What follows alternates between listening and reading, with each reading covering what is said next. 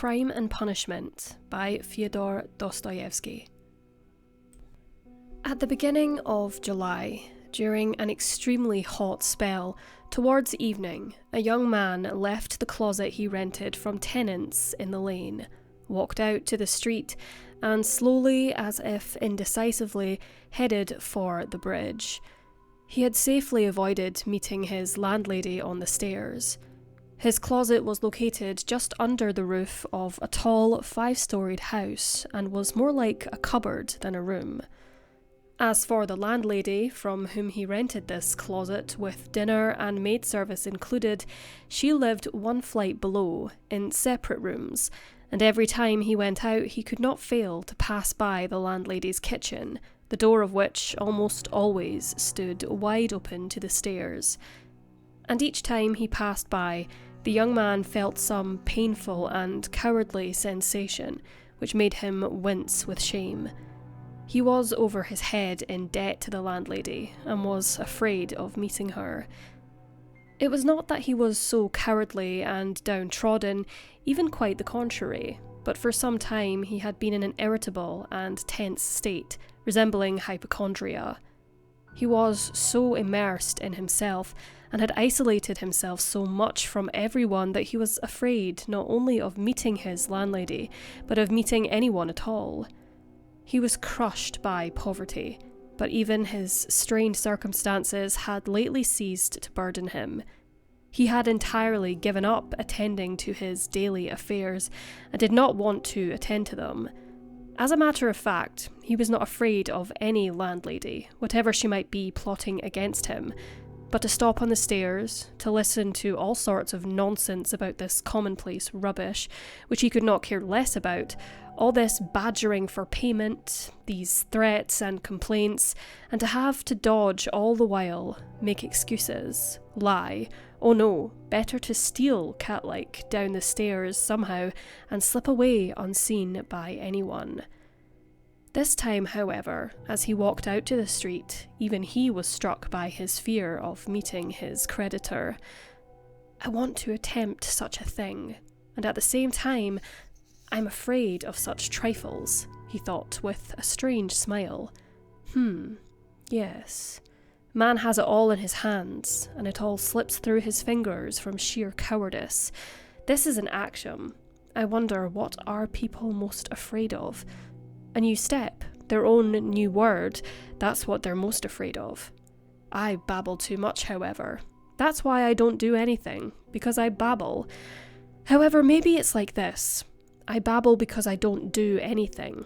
I've learned to babble over this past month, lying in a corner day in and day out, thinking about cuckoo land.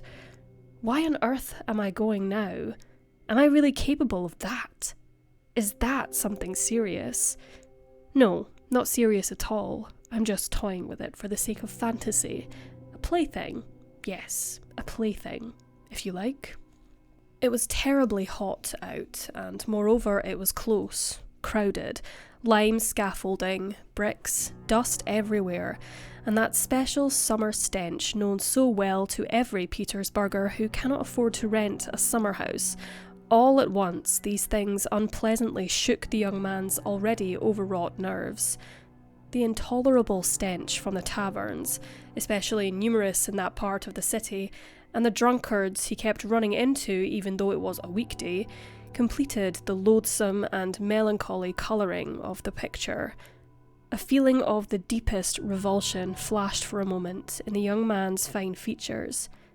Incidentally, he was remarkably good-looking, taller than average, slender and trim, with beautiful dark eyes and dark blonde hair.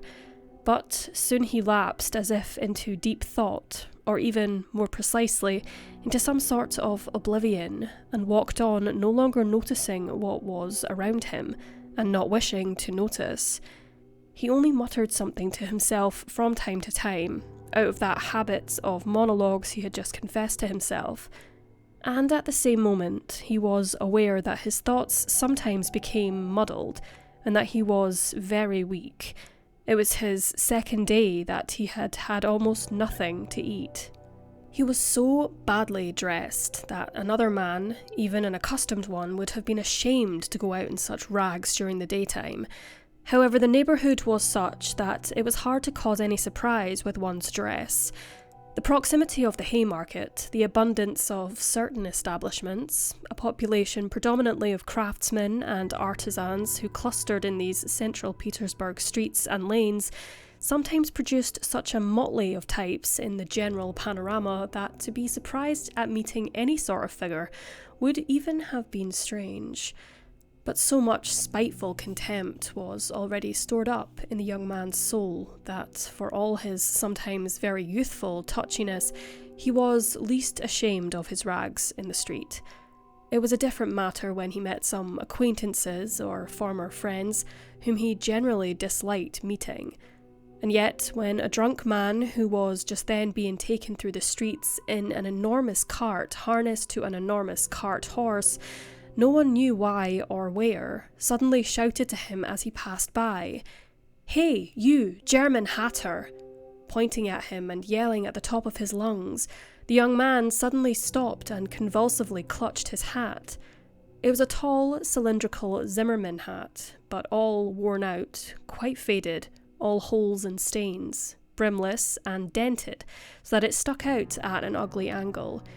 Yet it was not shame, but quite a different feeling, even more like fear, that seized him. "I just knew it," he muttered in confusion. "It's just as I thought. That's the worst of all. Some stupid thing like that, some trivial detail, can ruin the whole scheme. Yes, the hat is too conspicuous, ludicrous, and therefore conspicuous. My rags certainly call for a cap, even if it's some old pancake, not this monster. Nobody wears this kind. It can be noticed a mile away, and remembered. Above all, it will be remembered later, so there's evidence for you. Here one must be as inconspicuous as possible. Details. Details above all. It's these details that ruin everything. Always." He did not have far to go. He even knew how many steps it was from the gate of his house. Exactly 730. Once, when he was far gone in his dreaming, he had counted them. At that time, he did not yet believe in these dreams of his, and only chafed himself with their ugly but seductive audacity, whereas now, a month later, he was beginning to look at them differently, and despite all those taunting monologues about his own powerlessness and indecision, had grown used, even somehow involuntarily, to regarding the ugly dream as a real undertaking, though he still did not believe himself. Now he was even going to make a trial of his undertaking, and at every step his excitement grew stronger and stronger. With a sinking heart and nervous trembling, he came up to a most enormous house that faced a canal on one side and another street on the other. The house was all small apartments inside, and was inhabited by all sorts of working people. Tailors, locksmiths, cooks, various Germans, girls living on their own, pretty clerkdom, and so on. People kept coming and going, darting through both gateways and across both courtyards. 3 or 4 caretakers worked there. The young man was very pleased not to have met any one of them, and slipped inconspicuously from the gate directly to the stairway on the right. The stairway was dark and narrow, a back stairway, but he had known and made a study of all that before, and he liked the whole situation. In that darkness, even a curious glance was no danger. If I'm so afraid now, what if it really should somehow get down to the business itself? He thought involuntarily, going up to the 4th floor.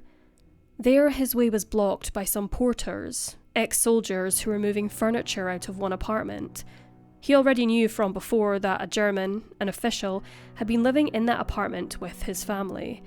It means the German is now moving out, which means that on the 4th floor of the stairway, on this landing for a while, only the old woman's apartment will be left occupied. That's good. Just in case. He thought again, and rang at the old woman's apartment. The bell jingled feebly, as though it were made not of brass but of tin. In the small apartments of such houses, almost all the bells are like that. He had forgotten the ring of this bell, and now its peculiar ring seemed suddenly to remind him of something and bring it clearly before him. He jumped, so weak had his nerves become this time. In a short while the door was opened a tiny crack. The woman lodger was looking at the visitor through the crack with obvious mistrust, and only her little eyes could be seen glittering from the darkness. But seeing a number of people on the landing, she took courage and opened the door all the way. The young man stepped across the threshold into the dark entryway, divided by a partition, behind which was a tiny kitchen. The old woman stood silently before him, looking at him inquiringly. She was a tiny, dried-up old crone, about 60, with sharp, spiteful little eyes and a small, sharp nose. She was bareheaded, and her colourless and only slightly greying hair was thickly greased. Her long, thin neck, which resembled a chicken's leg, was wrapped in some flannel rags, and despite the heat, a fur-trimmed jacket, completely worn out and yellow with age, hung loosely from her shoulders. The old woman coughed and groaned all the time. The young man must have glanced at her with some peculiar glance, because the earlier mistrust suddenly flashed into her eyes again. "Raskolnikov, a student. I was here a month ago," the young man hastened to mutter with a half-bow, recalling that he should be more courteous. "I remember, dearie. I remember very well that you were," the old woman said distinctly, still without taking her inquiring eyes from his face. "And so, again, ma'am, I'm on the same little business," Raskolnikov continued, a bit disconcerted and surprised by the old crone's mistrust. "Though maybe she's always like that, and I didn't notice it last time," he thought with an unpleasant feeling. The old crone was silent for a moment, as if hesitating. Then she stepped aside and, pointing towards the door to the room, allowed the visitor to go ahead, saying, "Come in, dearie." The small room in which the young man walked, with yellow wallpaper, geraniums, and muslin curtains in the windows, was at that moment brightly lit by the setting sun. "So the sun will be shining the same way then?" flashed as if haphazardly through Raskolnikov's mind, and with a quick glance he took in everything in the room, in order to study and remember the layout as well as possible. But there was nothing special in the room. The furniture, all very old and of yellow wood, consisted of a sofa with a huge curved wooden back, a round table of an oval shape in front of the sofa, a dressing table with a mirror between the windows, chairs against the walls, and 2 or 3 halfpenny prints in yellow frames portraying German damsels with birds in their hands. That was all the furniture there was. In the corner, an oil lamp was burning in front of a small icon. Everything was very clean. Both furniture and floor were polished to a high lustre. Everything shone. Lizaveta's work, the young man thought. There was not a speck of dust to be found in the whole apartment. "It's wicked old widows who keep everything so clean," Raskolnikov continued to himself, and he cast a curious, sidelong glance at the cotton curtain hanging in the doorway to the second tiny room, where the old woman's bed and chest of drawers stood, and where he had not yet peeked even once. The whole apartment consisted of these 2 rooms. "What's your business?" the little old woman said sternly, coming into the room and, as before, standing directly in front of him so as to look him directly in the face. "I've brought something to pawn. Here, ma'am." And he took an old flat silver watch from his pocket. A globe was engraved on its back. The chain was of steel. "But the time is up for your last pledge. It was a month to the day before yesterday." "I'll give you interest for another month. Be patient." "That's as I please, dearie, whether I'll be patient or sell your thing right now." "How much will you give for the watch, Alyona Ivanovna?" "You bring me trifles, dearie. In my opinion, it's not worth anything. Last time I gave you 2 rubles for your ring, and you could buy one new from a jeweler for 1.5 rubles. Give me 4 rubles anyway. I'll redeem it. It's my father's. I'll be getting money soon." "1.50 rubles, sir, and interest paid in advance, if you like, sir." "1.50 rubles, the young man exclaimed. "As you please." And the old crone held the watch out to him. The young man took it and became so angry that he wanted simply to leave, but he at once thought better of it, remembering that there was nowhere else to go, and that he had also come for another reason. "I'll take it," he said rudely. The old crone felt in her pocket for her keys and went into the other room behind the curtain. The young man, left alone in the middle of the room, was listening with curiosity and figuring things out. She could be heard opening the chest of drawers. Must be the top drawer, he figured. So she carried the keys in her right pocket, all in one bunch on a steel ring. And there's one key, the biggest of them, 3 times bigger with a toothed bit, certainly not for a drawer. It means there's also some coffer or a trunk. Now that's curious. Trunks always have keys like that. But how mean this all is. The old crone came back. "Here you are, dearie. If it's 10 kopecks to the ruble per month, you'll owe me 15 kopecks on 1.50 rubles for the month to come, sir. And you also owe me 20 kopecks by the same reckoning for the previous 2 rubles. That makes 35 altogether. I now owe you altogether 1 ruble and 15 kopecks for your watch. Here, take it, sir." "What? So now it's 1 ruble and 15 kopecks? Right you are, sir." The young man did not argue and took the money. He looked at the old woman and made no move to leave, as if he still wanted to say or do something, but he himself did not seem to know precisely what. "One of these days, Alyona Ivanovna, I may bring you yet another thing. Silver. Nice. A cigarette case. Once I get it back from a friend of mine." He became confused and fell silent. "So, we'll talk then, dearie." "Goodbye, ma'am. And you stay at home alone like this? Your sister's not here?" he asked as casually as he could, walking out to the entryway. "What business do you have with her, dearie?" "Nothing special, I just asked." "And right away, you. Goodbye, Alyona Ivanovna." Raskolnikov went out decidedly troubled. This trouble kept increasing more and more. On his way down the stairs, he even stopped several times, as if suddenly struck by something. And finally, already in the street, he exclaimed, "Oh, God, how loathsome this all is! And can it be that I... No, it's nonsense. It's absurd," he added resolutely. "Could such horror really come into my head? But then, what filth my heart is capable of. Above all, filthy, nasty, vile. And for the whole month, But neither words nor exclamations could express his agitation. The feeling of boundless loathing that had begun to oppress and sicken his heart while he was still only on his way to the old woman now reached such proportions and became so clearly manifest that he did not know where to flee from his anguish.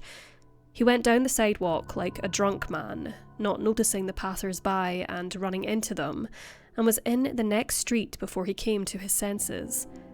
Looking around, he noticed that he was standing by a tavern, the entrance to which was downstairs from the sidewalk in the basement. At the same moment, 2 drunks came walking out the door and, supporting and cursing each other, climbed up to the street. Without another thought, Raskolnikov immediately went down the stairs. He'd never gone into taverns before, but his head was spinning now, and besides, he was tormented by a burning thirst. He wanted to drink some cold beer, all the more so in that he attributed his sudden weakness to hunger. He sat down in a dark and dirty corner at a sticky little table, asked for beer, and greedily drank the first glass. He immediately felt all relieved, and his thoughts became clear. "It's all nonsense," he said hopefully, and there was nothing to be troubled about that, just some physical disorder.